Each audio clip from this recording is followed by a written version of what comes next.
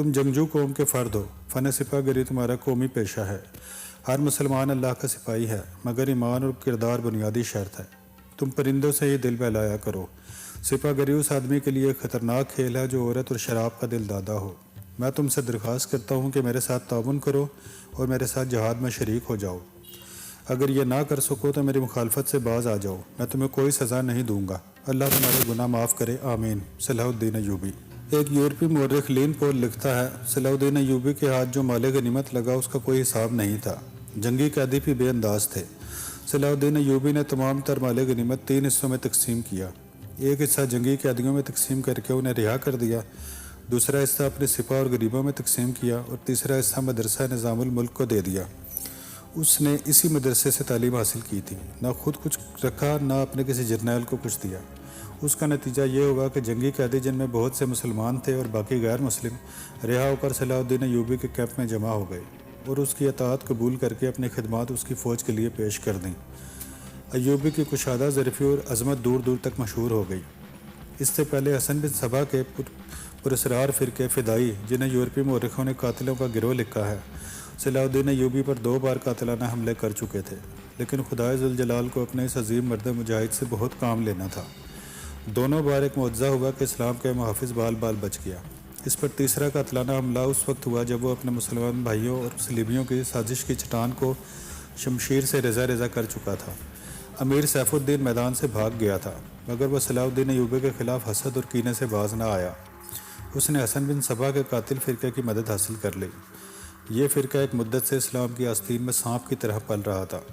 اس کا تفصیلی تعارف بہت ہی طویل ہے۔ مختصر یہ ہے کہ جس طرح زمین سورج سے الگ ہو کر گناہوں کا گہوارہ بن گئی ہے، اسی طرح حسن بن صبا نام کے ایک آدمی نے اسلام سے الگ ہو کر نبیوں اور پیغمبروں والی عظمت حاصل کرنے کا منصوبہ بنایا۔ وہ اپنے آپ کو مسلمان ہی کہلاتا رہا اور ایسا گروہ بنا لیا جو طلسماتی طریقوں سے لوگوں کو اپنا پیروکار بناتا تھا۔ اس مقصد کے لیے اس گروہ نے نہایت حسین لڑکیاں، نشہ آور جڑی بوٹیاں، ہپناٹزم اور چرب زبانی جیسے طریقے اختیار کیے۔ بہشت بنائی جس میں جا کر پتھر بھی موم ہو جاتے تھے۔ اپنے مخالفین کو ختم کرنے کے لیے قاتلوں کا ایک گروہ تیار کیا۔ قتل کے طریقے خفیہ اور پراسرار ہوتے تھے۔ اس فرقے کے افراد اس قدر چالاک، ذہین اور نڈر تھے کہ بھیس اور زبان بدل کر بڑے بڑے جرنیلوں کے باڈی گارڈ تک بن جاتے تھے، اور جب کوئی پراسرار طریقے سے قتل ہو جاتا تھا تو قاتلوں کا سراغ ہی نہیں ملتا تھا۔ کچھ عرصے بعد یہ فرقہ قاتلوں کا گروہ کے نام سے مشہور ہو گیا۔ یہ لوگ سیاسی قتل کے ماہر تھے، زہر بھی استعمال کرتے تھے جو حسین لڑکیوں کے ہاتھوں شراب میں دیا جاتا تھا۔ بہت مدت تک یہ فرقہ اسی مقصد کے لیے استعمال ہوتا رہا۔ اس کے پیروکار فدائی کہلاتے تھے۔ صلاح الدین ایوبی کو نہ حسین لڑکیوں سے دھوکہ دیا جا سکتا تھا نہ شراب سے۔ وہ ان دونوں سے نفرت کرتا تھا۔ اسے قتل کرنے کا یہی ایک طریقہ تھا کہ اس پر قاتلانہ حملہ کیا جائے۔ اس کے محافظوں کی موجودگی میں اس پر حملہ نہیں کیا جا سکتا تھا۔ 2 حملے ناکام ہو چکے تھے۔ اب جب کہ صلاح الدین ایوبی کو یہ توقع تھی کہ اس کا چچا زاد بھائی الصالح اور امیر سیف الدین شکست کھا کر توبہ کر چکے ہوں گے، انہوں نے انتقام کی ایک اور زیر زمین کوشش کی۔ صلاح الدین ایوبی نے اس فتح کا جشن منانے کے بجائے حملے جاری رکھے اور 3 قصبوں کو قبضے میں لے لیا۔ ان میں غازہ کا مشہور قصبہ بھی تھا۔ اسی قصبے کے گرد و نواح میں ایک روز صلاح الدین ایوبی امیر جاول اسدی کے خیمے میں دوپہر کے وقت غنودگی کے عالم میں سستا رہا تھا۔ اس نے اپنی وہ پگڑی نہیں اتاری تھی جو میدان جنگ میں اس کے سر کو صحرا کے سورج اور دشمن کی تلوار سے محفوظ رکھتی تھی۔ خیمے کے باہر اس کے محافظوں کا دستہ موجود اور چوکس تھا۔ باڈی گارڈز کے اس دستے کا کمانڈر ذرا سی دیر کے لیے وہاں سے چلا گیا۔ ایک محافظ نے صلاح الدین ایوبی کے خیمے کے گرے ہوئے پردوں میں سے جھانکا۔ اسلام کی عظمت پہ کے پاسبان کی آنکھیں بند تھیں۔ وہ پیٹھ کے بل لیٹا ہوا تھا۔ اس محافظ نے باڈی گارڈز کی طرف دیکھا۔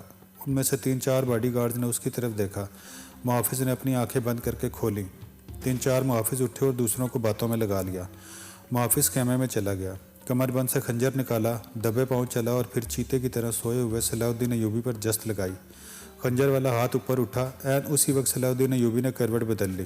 یہ نہیں بتایا جا سکتا تھا کہ محافظ خنجر کہاں مارنا چاہتا تھا، دل میں یا سینے میں، مگر ہوا یوں کہ خنجر صلاح الدین ایوبی کی پگڑی کے بلائی حصے میں اتر گیا اور سر سے بال برابر دور رہا۔ پگڑی سر سے اتر گئی۔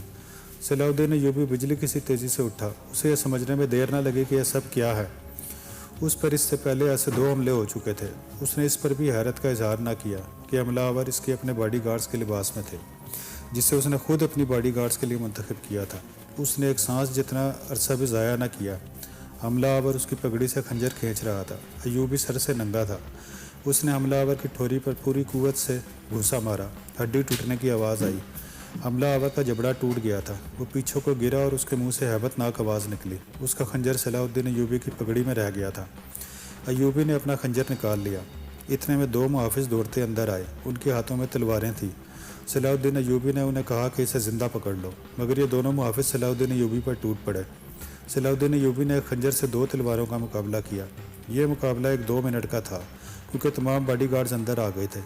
صلاح الدین ایوبی یہ دیکھ کر حیران رہ گیا کہ اس کے باڈی گارڈز 2 حصوں میں تقسیم ہو کر ایک دوسرے کو لہو لہان کر رہے تھے۔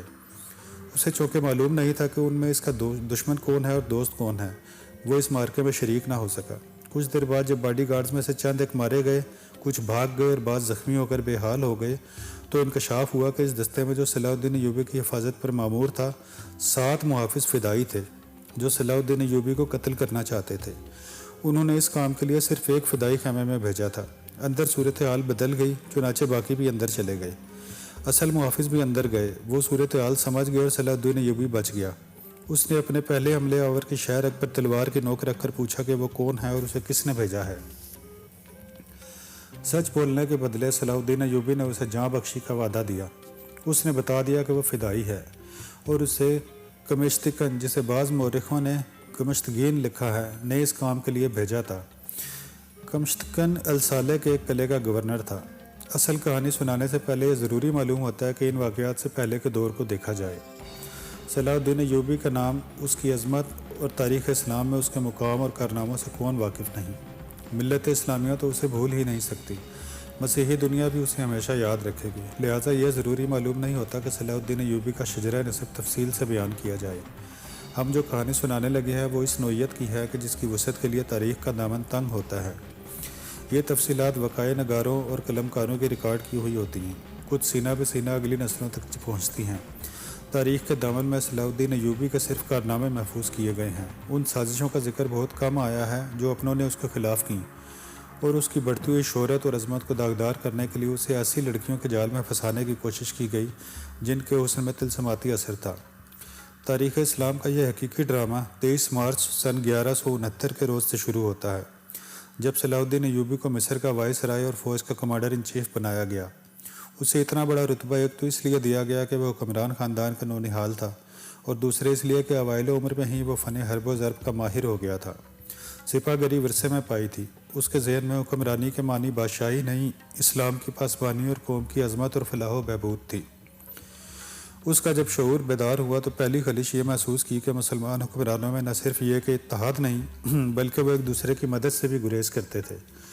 وہ عیاش ہو گئے تھے۔ شراب اور عورت نے جہاں ان کی زندگی رنگین بنا رکھی تھی، وہاں عالم اسلام اور خدا کے اس عظیم مذہب کا مستقبل تاریک ہو گیا تھا۔ ان امیروں اور ان کے وزیروں مشیروں کے حرم غیر مسلم لڑکیوں سے بھرے ہوئے تھے۔ زیادہ تر لڑکیاں یہودی اور عیسائی تھیں، جنہیں خاص تربیت دے کر ان حرموں میں داخل کیا گیا تھا۔ غیر معمولی حسن اور اداکاری میں کمال رکھنے والی یہ لڑکیاں مسلمان حکمرانوں اور سربراہوں کے کردار اور قومی جذبے کو دیمک کی طرح کھا رہی تھیں۔ اس کا نتیجہ یہ تھا کہ صلیبی جن میں فرنیک فرنگی خاص طور پر قابل ذکر ہیں، مسلمانوں کی سلطنتوں کے ٹکڑے ہڑپ کرتے چلے جا رہے تھے، اور بعض مسلم حکمران شاہ فرنیک کو سالانہ ٹیکس یا جزیہ ادا کر رہے تھے، جس کی حیثیت گنڈا ٹیکس کی سی تھی۔ صلیبی اپنی جنگی قوت کے رعب سے اور چھوٹے موٹے حملوں سے حکمرانوں کو ڈراتے رہتے، کچھ علاقے پر قبضہ کر لیتے، تاوان اور ٹیکس وصول کرتے تھے۔ ان کا مقصد یہ تھا کہ آہستہ آہستہ دنیا اسلام کو ہڑپ کر لیا جائے۔ مسلمان حکمران اپنی رعایا کا خون چوس کر ٹیکس دیتے رہتے تھے۔ ان کا مقصد یہ تھا کہ انہیں عیش و عشرت میں پریشان نہ کیا جائے۔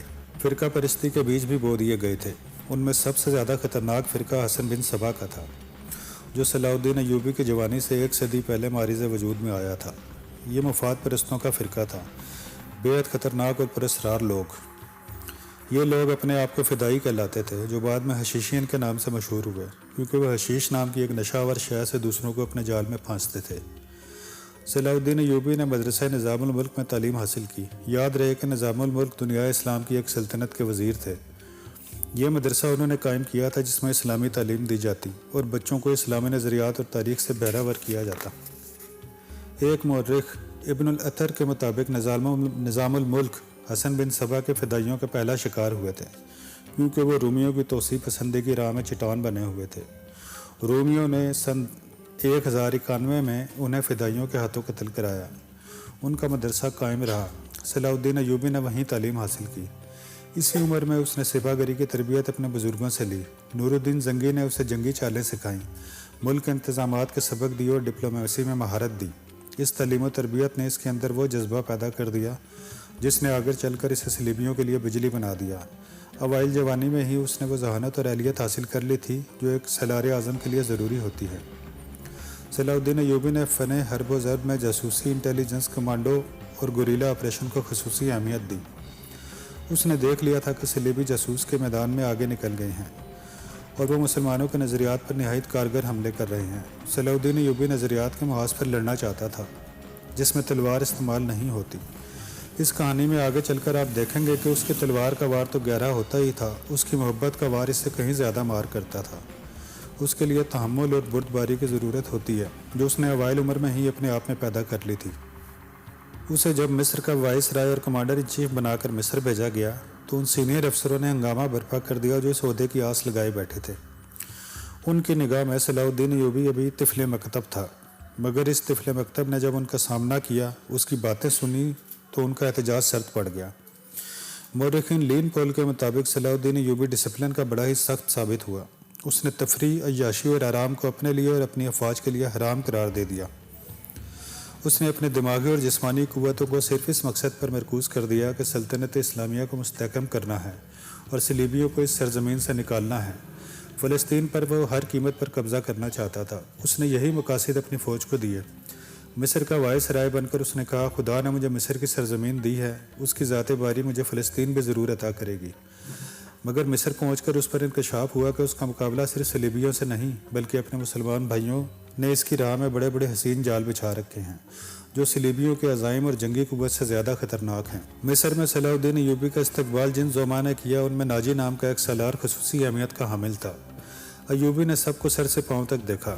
اس کے ہونٹوں پر مسکراہٹ اور زبان پر پیار و محبت کی چاشنی تھی۔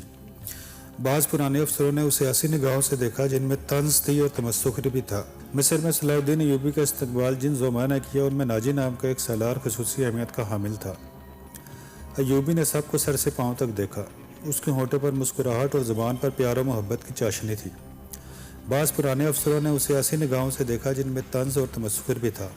وہ صلاح الدین ایوبی کے صرف نام سے واقف تھے یا اس کے متعلق یہ جانتے تھے کہ وہ حکمران خاندانوں کا فرد اور اپنے چچا کا جانشین ہے۔ وہ یہ بھی جانتے تھے کہ نور الدین زنگی کے ساتھ اس کا کیا رشتہ ہے۔ ان کی نگاہوں میں صلاح الدین ایوبی کی اہمیت بس اس کے خاندان کی بدولت تھی یا اس وجہ سے انہوں نے اسے اہمیت دی کہ وہ مصر کا فوجی وائس رائے بن کے آیا تھا۔ اس کے سوا انہوں نے صلاح الدین ایوبی کو کوئی وقت نہ دی۔ ایک بوڑھے افسر نے اپنے ساتھ کھڑے افسر کے کان میں کہا، بچہ ہے، اسے ہم پال لیں گے۔